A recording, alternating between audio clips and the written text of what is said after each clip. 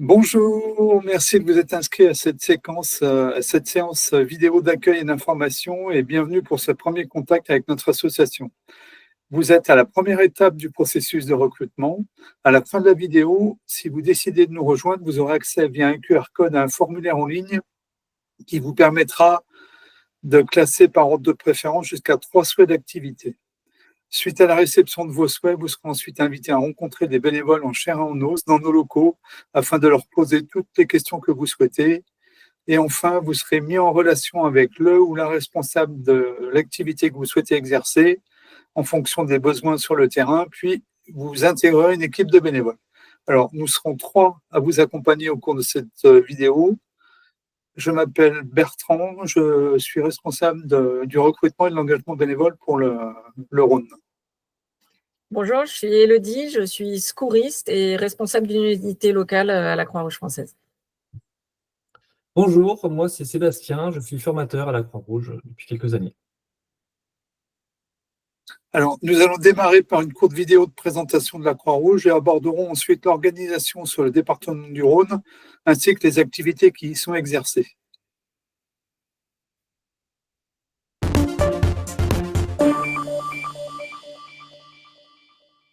La Croix-Rouge est l'organisation humanitaire la plus importante au monde. Elle a été créée par un homme d'affaires suisse, Henri Dunant, au XIXe siècle. En 1859, cet homme se trouve sur le territoire de l'actuelle Italie. Et là, il découvre avec effroi les blessés de la bataille de Solferino. Les blessés sont laissés à leur triste sort, victimes d'infections multiples. Les secours ne sont pas au niveau.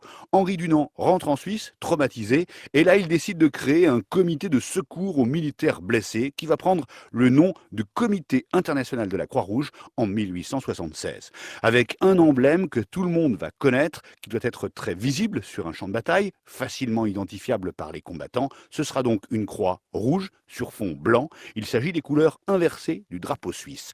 Pour la création de ce mouvement, Henri Dunant reçoit le tout premier prix Nobel de la paix en 1901. La Croix-Rouge internationale recevra en tout 3 Nobel de la paix, c'est le record. Voilà pour les origines, maintenant l'organisation. Il y a le CICR, le Comité international de la Croix-Rouge. Le siège est à Genève. Le CICR intervient exclusivement en situation de guerre. Il est chargé par la communauté internationale de veiller à l'application du droit international humanitaire par ceux qui se battent, c'est-à-dire le respect des fameuses conventions de Genève qui protègent les blessés de la guerre, les prisonniers, les civils. Après, il y a des Croix-Rouges dans les pays du monde entier, ce qu'on appelle les sociétés nationales de la Croix-Rouge. Chez nous, c'est la Croix-Rouge française, créée il y a 150 ans. Particulièrement active pendant les 2 guerres mondiales, pendant la décolonisation.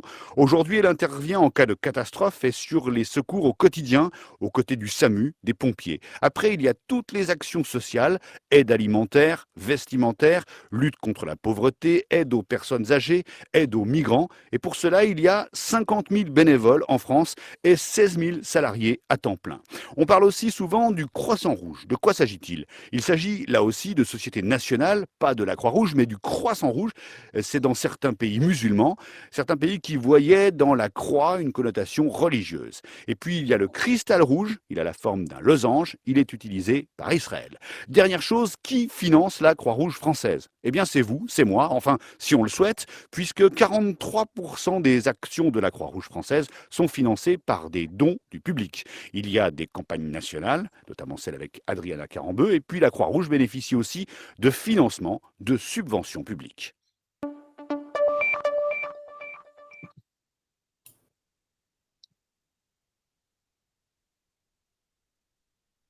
Voilà pour la présentation de la Croix-Rouge.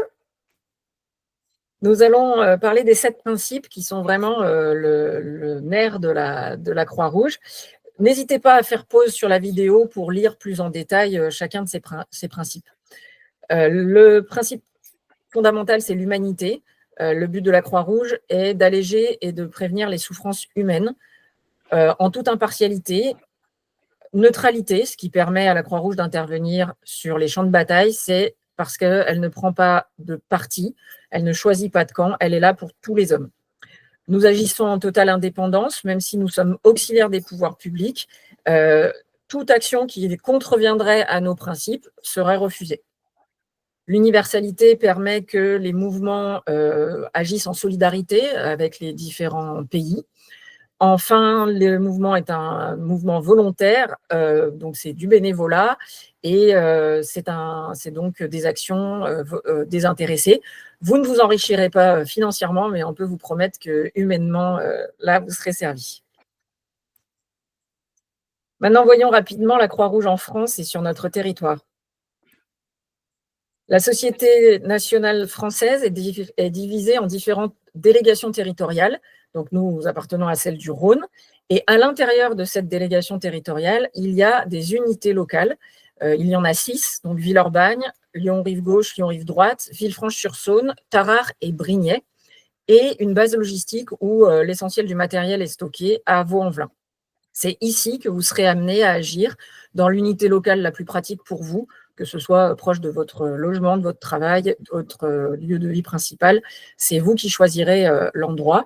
Cela vous permet d'agir partout, mais d'être attaché à une équipe, parce que c'est plus sympa de se retrouver aussi dans un groupe, un collectif, et puis d'avoir un responsable qui vous aidera pour votre évolution, vos formations. Vous pourrez vous adresser à lui en cas de question. Les engagements de la Croix-Rouge en visée 2030, il y en a 3. C'est prévenir et éduquer, parce que soigner c'est bien, mais prévenir c'est mieux. Protéger et relever en rétablissant le lien social. On est vraiment dans de l'accompagnement. Les personnes vont co-construire leurs actions pour se relever suite à une catastrophe ou une difficulté, un passage difficile dans leur vie. Passons maintenant aux différents domaines d'activité que vous pouvez trouver dans le Rhône. Tout d'abord, le secourisme.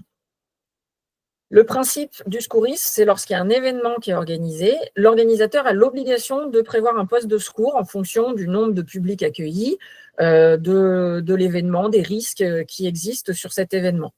Donc, on est placé en équipe avec du matériel et on est là pour effectuer les premiers gestes de secours sur d'éventuelles victimes.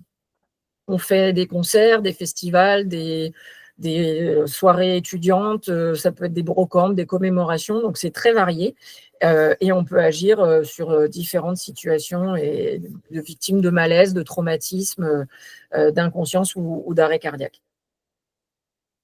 Voici quelques photos, que ce soit en ambulance, en poste ou en entraînement. Le secourisme est un engagement important. Il faut être disponible largement pour faire ce bénévolat. Pour devenir équipier secouriste, vous aurez une formation d'1 mois en distanciel qui est assez importante et qui s'appuie sur un référentiel de 800 pages. Donc, il n'est pas à connaître par cœur, mais il faut savoir que c'est quand même costaud. Et ensuite, vous aurez 6 jours de formation en présentiel où on fait que de la pratique pour les gestes de secours. Et à la fin de cela, vous serez équipé secouriste, intégré dans une équipe de 4 avec un chef d'intervention. Et la formation fera que continuer à partir de là et on se forme toute la vie. On fait des révisions de gestes, si possible mensuelles, un recyclage annuel. On fait de la logistique. Donc, le secourisme demande une grande disponibilité. On s'inscrit sur les postes au choix, donc on n'a pas d'astreinte comme les pompiers. On choisit ses postes, par contre, on s'engage à en faire entre 6 et 8 par an, ce qui correspond à peu près 6 ou 8 journées dans l'année. C'est un engagement évolutif, vous pouvez devenir chef d'intervention ensuite en encadrant une équipe. On a vraiment besoin de secouristes, donc n'hésitez pas si vous êtes tenté par l'aventure. Alors, pour venir en aide aux secouristes, il faut du matériel, beaucoup de matériel. Du coup, vous avez accès à ce poste qui est le soutien logistique, qui est accessible à tout bénévole, même sans formation. La seule obligation, c'est d'avoir son diplôme PSC1 ou PSC pour intervenir en tant que logisticien sur un dispositif de premier secours. Maintenant, sans qualification requise, on peut également préparer le matériel, entretenir le matériel et aider à l'organisation de tout le soutien logistique qu'il y a avant, pendant et après les différentes activités. Comme l'a dit Elodie, on a besoin de beaucoup de secouristes et pour former ces secouristes, il faut beaucoup de formateurs. Donc, on peut former la population. Donc, la Croix-Rouge vous forme à former les enfants et les adultes aux gestes de premier secours, mais également en tout ce qui est formation interne. Donc, il y a un parcours d'accompagnement sur les gens qui sont intéressés par l'animation ou par la formation, plus ou moins rapidement en fonction de vos besoins et des formations dont vous souhaitez dispenser. Voilà, cet accompagnement, il est vraiment extrêmement fort et la Croix-Rouge est reconnue pour sa pédagogie qui est applicable aussi bien en interne qu'en externe dans notre vie de tous les jours. Et si jamais vous avez des mauvais souvenirs de l'école, assis, à pas trop bouger, bah sachez que là, c'est vraiment une pédagogie novatrice, dynamique. On se lève, on va coller des post-it, c'est nous qui faisons le cours à un autre groupe. C'est vraiment une pédagogie extraordinaire. Donc, que vous ayez envie de devenir bénévole dans quelque domaine que ce soit, vous aurez la chance d'avoir cette pédagogie-là. Et si vous avez envie de vous former pour vous-même être formateur, sachez que c'est vraiment une aventure pédagogique vraiment passionnante. On a également… Pardon, vas-y Bertrand. Pardon. Le soutien aux activités. Donc, comme toute organisation importante, donc, il y a des activités transverses. Alors, classique dans une grande organisation, administration et finances, secrétaire, trésorier, membre du bureau, soutien administratif, pilotage associatif. Donc, il y a des responsables d'activité. C'est eux que vous rencontrerez au bout du processus de recrutement, puisque c'est dans leurs équipes que vous serez intégrés. Des équipes communication et développement des ressources et une équipe recrutement et intégration des bénévoles à laquelle j'appartiens. Voilà. Ensuite, il y a l'urgence. Alors, on met souvent urgence et secourisme dans le même panier, mais ce n'est pas du tout la même chose. On peut être à l'action sociale, faire des maraudes, par exemple, et agir en situation d'urgence. C'est par exemple lors d'un incendie, d'un plan grand froid, pour les centres d'hébergement d'urgence en Ukraine. Donc, tout bénévole est amené à agir en situation d'urgence. On reçoit un SMS et si on est disponible, on peut intervenir. Donc, ça peut être d'aller aider des personnes qui ont été inondées. Ça peut être de monter des lits dans un gymnase pour accueillir des personnes qui ne peuvent pas réintégrer leur logement incendié. Et pour ça, tous les bénévoles ont des formations d'un tronc commun pour tous les bénévoles qui arrivent à la Croix-Rouge, afin de mieux connaître la Croix-Rouge et de savoir agir auprès de personnes en difficulté et dans les situations d'urgence. Alors, on va voir un petit peu les éléments de l'action sociale qui sont très diverses. Alors, nous avons l'accueil au public, un des points forts des prochaines années et ce sur quoi la Croix-Rouge veut mettre l'accent, c'est sur l'accueil. Donc, l'accueil du public, donc n'importe qui peut passer la porte de la Croix-Rouge et, en fonction de ses besoins, être accueilli par quelqu'un qui va pouvoir l'orienter. Donc là, on a besoin de personnes qui peuvent donner plusieurs heures par semaine et qui peuvent accueillir ces gens et savoir vers qui les orienter.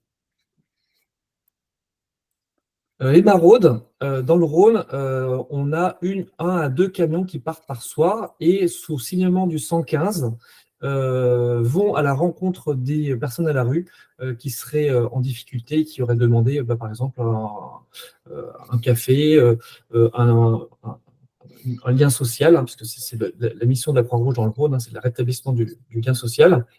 Donc on a besoin de bénévoles, c'est de 18h à minuit, une équipe de 4 personnes tous les soirs.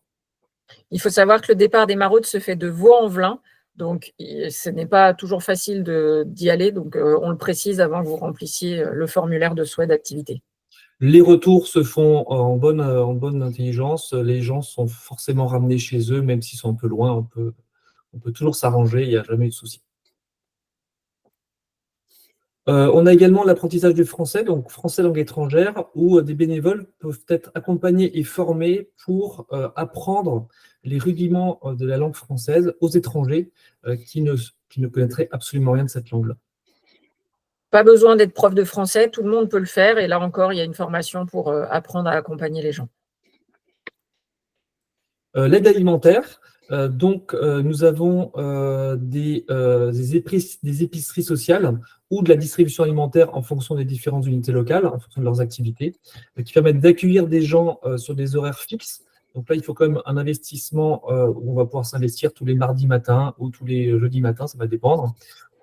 Pour l'accueil des gens, pour les orienter sur leurs achats, et également pour toute la partie logistique où il va falloir chercher les dons des supermarchés régulièrement et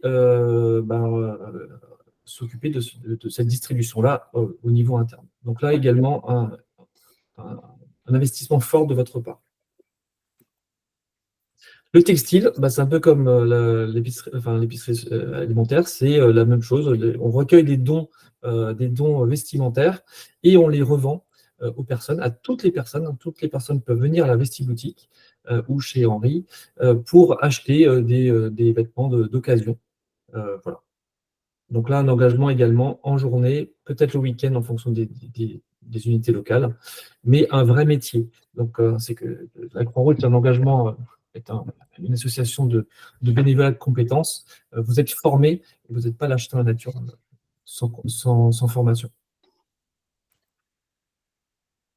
On a également des interventions en campement informel et squat où on va à la rencontre des gens qui sont dans ces habitats-là pour connaître leurs besoins, faire un recensement, amener du secours, que ce soit alimentaire ou bien en français langue étrangère par exemple. Donc c'est nous qui allons vers et pas eux qui viennent vers nous. L'inclusion numérique, de plus en plus dans les unités locales, vous pouvez avoir accès à des ordinateurs et à des bénévoles qui vous accueillent pour vous aider dans vos démarches administratives qui seront uniquement faites par Internet, mais également avec des ateliers sur divers thèmes, personnalisés ou pas, sur l'accompagnement numérique. Là encore, on est vraiment dans l'idée d'accompagner les personnes pour un retour à l'autonomie. Partout, l'idée de la Croix-Rouge, c'est d'accompagner les gens, absolument pas de faire à leur place, mais de leur permettre de redevenir autonomes. Alors, le bénévolat, qu'est-ce que c'est ? C'est un engagement réciproque. Donc, de votre côté, on a dit un choix libre, volontaire, désintéressé. C'est se rendre utile en accompagnant toutes ces personnes qui en ont besoin. Et c'est pour tous les âges. Il y a beaucoup de missions qui sont accessibles pour les mineurs. Donc, n'hésitez pas à vous renseigner, même si vous n'avez pas encore 18 ans. En échange, la Croix-Rouge s'engage à vous former, à vous fournir un encadrement adapté qui sera là pour vous aider, pour répondre à vos questions, pour traiter les problèmes s'il y en a. Et puis aussi, voir les possibilités d'évolution. On n'est pas coincé dans une mission, bien évidemment. On peut commencer secouriste, puis se mettre aux maraudes et évoluer dans chacune de ces missions. Donc, ce qui est vraiment extra à la Croix-Rouge, c'est qu'on peut avoir tout un panel d'activités qui s'ouvrent à nous. Et il ne faut pas se disperser non plus, mais en tout cas, on n'est jamais coincé, on ne s'engage pas dans un chemin sans pouvoir aller voir d'autres choses. On a vraiment à disposition tout un panel de missions. Et nous sommes là pour répondre à vos questions et pour vous les présenter lors de la deuxième étape du recrutement, qui sera, une fois que vous aurez répondu au questionnaire, la soirée Mon engagement Croix-Rouge, où vous rencontrerez des bénévoles qui seront là pour répondre à vos questions.